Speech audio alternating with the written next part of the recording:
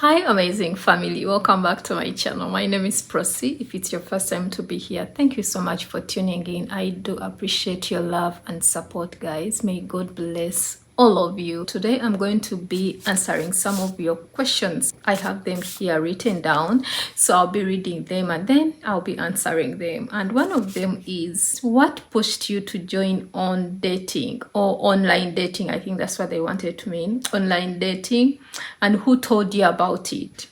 So when I joined the online dating, a friend of mine told me about it. I lived without knowing people can date online. I never knew about that. I used to see stories anyway. I don't want to say I never knew, but I used to see stories of people saying, oh, I met my husband, I met my fiance. And I used to ask myself, like, is that even possible? How can people meet online? I never really even gave it time, but a friend of mine introduced me to some dating apps and I tried those dating apps and they didn't work for me. I don't want to say they don't work. They really work for people, but they didn't really work for me. And that's why I had to leave the dating apps. But what pushed me to join those dating apps was the fact that I was living in a place that was so hard to find people. Let me say that. I was living in Dubai and getting someone to date was not so easy. So most of the people used to go online to find love. If you find someone physically, maybe that person already has a wife in their country where they come from, because most of the people in Dubai are expats. So you never know, you can land on someone who has a family already, and I didn't want to mingle with anything.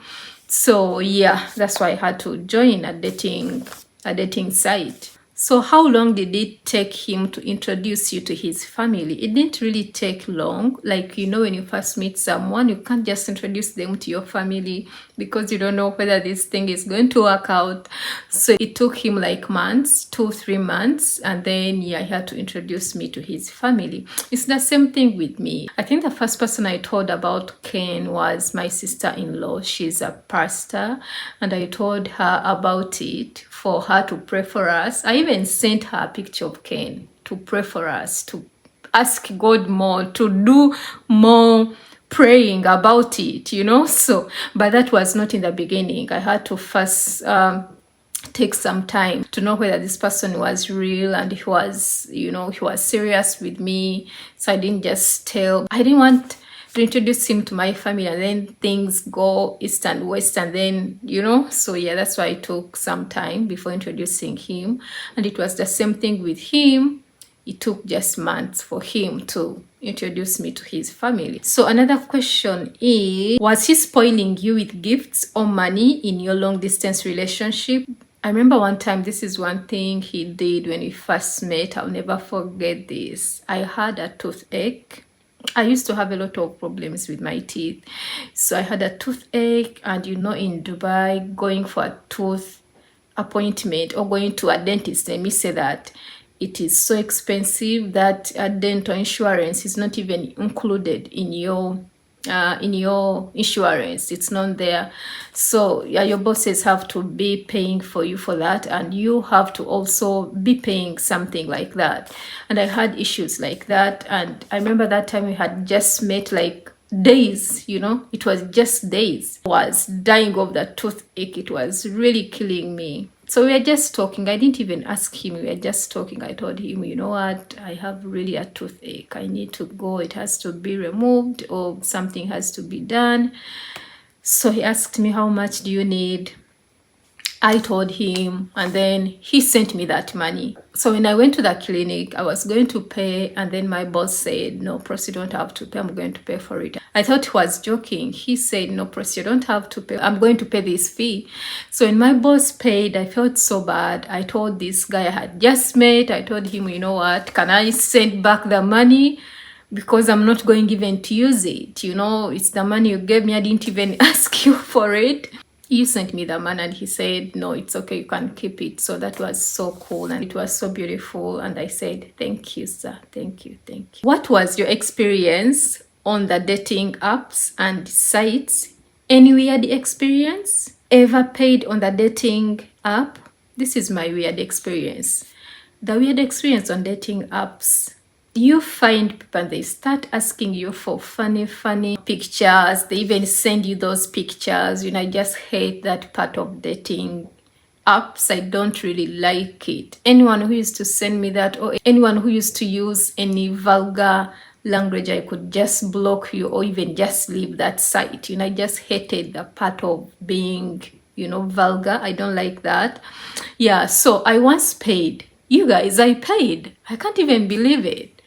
I once paid for a dating app. I think it was like 35 dirhams by then. It wasn't really a lot of money. It wasn't even 50, let me say that. And I paid for a month. When it expired, I stopped paying. Did your husband try other ways of finding love since his dream was to be a husband? No, my husband never tried any other way of finding love. Like you guys, you already know our story. My husband always dreamt of being a husband, but he never tried other ways of finding love, going on internet, going on dating sites, doing things like me, like what I did. I went on dating sites. He never did that. He always prayed to God and believed that one day God is going to connect him to the right person. So that guy was just seated there waiting for God to connect him to his wife. So he never did anything like going on dating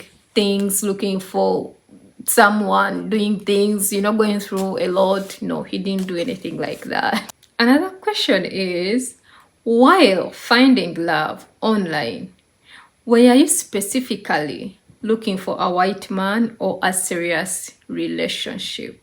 This is one question that a friend of mine also asked me about this, and I'm going to answer it in an honest way. During that time when I was still single and looking for a spouse, I never really limited myself to a white man or a black man. I never really limited myself. All I was praying for, I think God just answered my prayer into the person he thought was right for me, was good for me, was best for me, and brought a white man. But I never really focused on a white man. All I was praying for, God, bring a man after your own heart, bring a man who loves you, bring a man who fears you, bring, like I had my qualities already written like any other person. So I was looking at that. I never looked at color or anything like that, or where they are coming from. I looked at God's will. I looked at what God really wanted for me, and I think God wanted Ken to be my husband. So yeah, that's why he came as a white man. But I wasn't really specifically looking at a white man, like focusing on a white man. No, I was looking for a good man, godly, someone who loves God, someone, What was your family's reaction when you told them you were dating a white man? What was my family's reaction, really? My family was happy, that's what I can say. But I don't want to say they were happy because of a white man. They were happy because God had done it finally, for me to have a spouse, or for me to have someone I'm dating. They were so happy about that, because if you know our story, my mom was praying for me like all the time. I was praying for myself. I was doing things. I was fasting. I was believing and waiting faithfully for a future spouse. So when the future spouse came and I told my family in Uganda, they were so happy, they were so happy. But the part of a white man, I've never really asked them about that part. You guys, how do you feel about having a white man? But one thing I want you to know is Ken being in my life is a prophecy coming true. I think one time I'll talk about that, a prophecy being fulfilled in my life, Ken. So yeah, that is one video I will do separate one time. But yes, I think my family was happy because they knew about that prophecy that was on my life about Ken coming in my life. So I think they were happy when they finally saw him. It was something that was fulfilled upon my life. So it's a video I will do any other time anyway. Share with us the moment you realized that he was the one. Oh my goodness. This is the moment. You can talk to so many people online, but there is something special when you finally meet the one. If you guys know our story, how we met on Facebook. If you're new here, in a Christian Facebook group. And the way my husband, by then, he commented on some post, the knowledge I saw in his comment drove me to send him a message, and the rest is history. But when we went in box after my accident, we started talking, and he was speaking the language I wanted to hear. Yeah, the things I really wanted to know, the things that were really beautiful, not things of the world. I love you this, I love you this, I love you this. No, he was speaking of the things I prayed for, things of God, talking about God, what he knows about God, what he wants to do, what, those things.